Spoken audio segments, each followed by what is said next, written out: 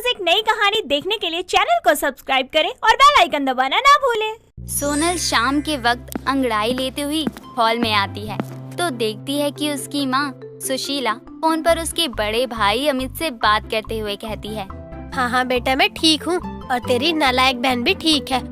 तू मुझे ये बता कि तू वापस कब आ रहा है? माँ, भैया का फोन आया है क्या मुंबई से? हाँ, सुमित का फोन है, आप बात कर ले। तभी सोनल फटाक से सोफे पर उछलते हुए बैठ जाती है और फोन पर बात कर रही अपनी माँ के हाथ से फोन लेकर बात करते हुए कहती है, भैया आने की छोड़ो, आप तो ये बताओ कि मुंबई से मेरे लिए क्या लाने वाले हो?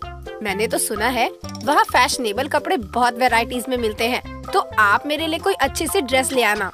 उसकी फालतू बातों को सुनकर सुशीला उसकी तरफ घूरते हुए उसके सर पर एक जोर से मारती है और सोनल अपना सर खुजाने लगती है और उससे फोन लेकर स्पीकर पर रखते हुए कहती है, बेटा तू इस नालायक की बातों पर मिट्टी डाल और बता कब आ रहा है? बहुत जल्द माँ। और हाँ सोनल, मैं अपने साथ तेरी भाभी भी ला रहा हूँ। माँ, मैंने मुंबई की एक लड़की से ही शादी कर ली है। देखो आप गुस्सा मत करना, मैं वहाँ आकर आपको सब बताऊंगा। अभी रखता हूँ। अरे बेटा, पर वो बोल ही रही होती है कि तभी अमित कॉल कट कर देता है। जहाँ सुशीला अपनी बेटी की शादी की खबर सुनकर चिंता में पड़ गई थी, तो वहीं सोनल सोफे का तकिया उछालकर खुश होते हुए कहती है, ओ माँ, मुंबई वाली भाभी आ गई। मैंने टीवी पर देखा है मुंबई की लड़कियाँ एकदम टिप टॉप क्लास होती है, इंग्लिश में बोलती है, बहुत स्टाइलिश होती है, बिल्कुल किसी मॉडल की तरह। चुप कर, यहाँ मुझे चिंता हो रही है कि न जाने किस लड़की से शादी कर ली होगी तेरे भाई ने। उसका परिवार कैसा होगा, लड़की सुंदर होगी कि नहीं, और तू पता नहीं ऐसे क्यों नाच रही है जैसे मुंबई से भाभी नहीं कोई हीरोइन आ रही हो। अरे लड़कियाँ कहीं की भी हो माँ, किसी हीरोइन से कम नहीं होती। और फिर मेरी भाभी तो मुंबई से आ रही है, आप देखना, उनके आते ही ना मैं उनसे फैशन टिप्स लिया करूँगी। ए फैशन वाली, पहले मुँह धोकर आ, ऐसा लग रहा है पढ़कर नहीं पहाड़ तोड़ कर आ रही है। सुशीला के कहने पर सोनल अपने बाल संवारते हुए कमरे में चली जाती है। इस तरह समय बीतता है और सोनल को अपनी मुंबई वाली भाभी के आने का बेसब्री से इंतजार रहता है, जिसके चक्कर में वो पूरे मोहल्ले में ढिंढोरा पीट देती है कि उसकी भाभी मुंबई से आने वाली है। ये देख सुशीला तंग रहती है। एक दोपहर सोनल तैयार होकर कहीं जाने के लिए निकल ही रही होती है कि तभी दरवाजे पर उसे एक मराठी साड़ी पहने लड़की अंदर आते हुए दिखाई देती है। तो उस पर ध्यान ना देते हुए वो पीछे से आ रहे अपने भाई अमित को देखकर अपनी माँ को आवाज लगाती है, माँ देखो, भैया मुंबई से लौट आए। अमित तू आ गया? भैया तो आ गए, लेकिन मेरी मुंबई वाली भाभी कहाँ है? वैसे बेटा, ये धोती जैसी साड़ी पहनकर खड़ी लड़की कौन है? माँ, ये सेल्वी है। सोनाली, यही तो है तेरी मुंबई वाली भाभी। ये मेरी मुंबई वाली भाभी? मुझे तो लगा मुंबई से है तो शॉर्ट्स कपड़ों में कैट वॉक करती आएगी, पर ये तो 6 मीटर की साड़ी लपेटे आई है, वो भी धोती वाली। आई कसक आए, मैं ही आपकी बहू है सेल्वी। क्या बोली, सेल्फी? ये तो दिन भर नालायक अपने फोन में अपने थोबड़े की रहती है। अरे सेल्फी नहीं, सेल्वी आई। अभी ये इंट्रो विंट्रो हो गया हो तो मेरे को कोई पानी पूछ लो। पहले पूरी तरह घर में तो आजा बहू।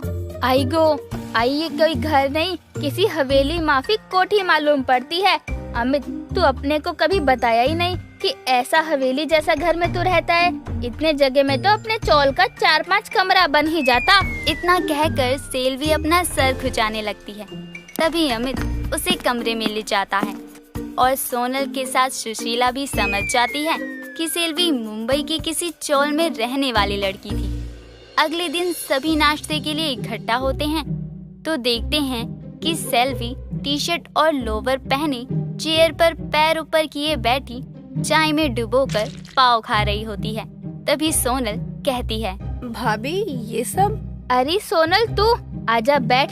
एक बात मेरे भेजे में नहीं आ रही है, ये इधर का पाव इतना छोटा छोटा क्यों होता है? मतलब अपने मुंबई में तो ये बड़ा बड़ा पाव मिलता है, वो भी मस्का मार के। अमित, ये किस चौल की लड़की को मेरी बहू बना लाया? मुंबई में क्या ऐसी ही लड़की होती है? देख तो जरा, कैसे कुर्सी पर बैठने का ढंग नहीं है इसको, और ये कपड़े क्या पहन रखे हैं इसने? माँ, सेल्वी चौल में रही है तो उसकी आदतें ऐसी हैं, लेकिन वो एक अच्छी लड़की है, तभी मुझे उससे प्यार हुआ और मैंने उससे शादी की। हो आई, आप चिंता मत करो, मैं धीरे धीरे सब सीख जाएगी। मैं भी यही उम्मीद करती हूँ बहू, सोनल जा सबके लिए नाश्ता लेकर आ जा। ठीक है माँ। बताओ, ये मुंबई वाली भाभी तो किसी काम की नहीं है। तभी सोनल रसोई की तरफ चली जाती है। ऐसे ही समय बीतता है। एक रोज सोनल पौधों को पानी दे रही होती है। तभी सेल्वी बोर होते हुए वहाँ आती है और उससे कहती है, और पौधों को पानी पिला रही है क्या? भाभी, आपको माँ ने कहा है ना कि अपनी भाषा को सुधार लो, फिर आप वैसे ही बात क्यों कर रही हो? आईगो, क्या करूं, सारे चौल वाले ऐसे ही बात करते थे मुझसे, तो मुझे भी आदत है। वैसे इधर आकर के बहुत बोरियत फील हो रहा है मेरे को। मतलब इधर तो इतना शांति है, तो मानो मैं किसी शमशान में आ गई हूँ। वरना अपनी चाली में तो हमेशा झगड़े रगड़े का पकड़ पकड़ होने से मनोरंजन चालू रहता था। वैसे मुझे लगता तो नहीं, पर फिर भी पूछ लेती हूँ कि आप मुंबई की रहने वाली हो, तो क्या कभी किसी हीरो हीरोइन से मिले हो, जैसे शाहरुख खान, अमिताभ बच्चन, सलमान खान? मिली हूँ क्या, ये सब तो मेरी चाली के बगल से ही होकर गुजरते थे। सच में? और क्या, वो बगल में भी ही किसी डायरेक्टर का ऑफिस पड़ता था ना, तो बहुत एक्टर आते जाते रहते थे। क्या भाभी, आप भी ना बहुत फेंकती हो। इतना कहकर सोनल वहाँ से चली जाती है। सेल्वी भी अंदर जाने ही लगती है कि तभी देखती है सामने वाले घर के पास एक पानी का टैंकर आता है।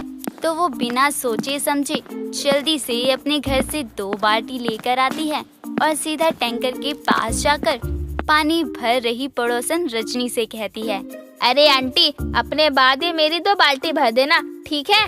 अरे ओ सुशीला की मुंबई वाली बहू, तेरे घर में पानी का अकाल पड़ गया है क्या? ये पानी का टैंकर मैंने। अरे ये तेरा मेरा क्या करती है, सरकार का पानी है, मैं तो भर के रहेगी। ला इधर को पाइप। पागल हो गई है क्या? ए पागल किसको बोली, तुझे तो फोड़ डालेगी मैं। इस तरह दोनों में लड़ाई हो जाती है, जिसकी आवाज सुनकर सुशीला, सोनल और पूरा मोहल्ला वहाँ आ जाता है। तभी सारी बात रजनी बताते हुए कहती है, यही है सोनल तेरी मुंबई वाली भाभी। देख तो जरा कैसे पानी भरने के लिए लड़ पड़ी मुझसे। अरे ओ नासपिटी, घर में इतना पानी है, उसमें जाकर डूब मरना। इस टैंकर के पानी के लिए क्यों लड़ने लगी? सोनल, लेकर जा अपनी भाभी को घर। तभी सोनल उसे घर लेकर जाती है। शाम को अमित के घर आने पर सुशीला उसे सारी बातें बताती है। तभी सेल्वी कहती है, देखो, मेरे चाली में सभी पानी के टैंकर आने पर ऐसा बाल्टी लेकर दौड़ते थे। वो चाली में पानी का बहुत शॉर्टेज रहता है ना, इसलिए तो फिर यहाँ भी मैंने वही किया। अभी मेरे को क्या पता, यहाँ पानी का कोई किल्लत नहीं है। सेल्वी, तुम चोल से निकल चुकी हो, इसलिए अब चोल को भी अपने दिमाग से निकाल दो। हाँ भाभी, मानती हूँ आपकी गलती नहीं है, लेकिन आज आपकी वजह से माँ को मोहल्ले वालों के सामने शर्मिंदा होना पड़ा है। हाँ, ये तो मैं मानती है, और इसके लिए दोनों कान पकड़कर सॉरी भी बोलती है। सुशीला अपनी बहू को माफ कर देती है। तो वहीं सोनल अपनी मुंबई वाली भाभी को, जो चौल से आई थी, अपने तौर तरीके सिखाने लगती है। दोस्तों, अगर आपको ये कहानी पसंद आई तो इसे लाइक करें, शेयर करें और कमेंट करके बताएं कि कहानी में आपको सबसे अच्छा क्या लगा।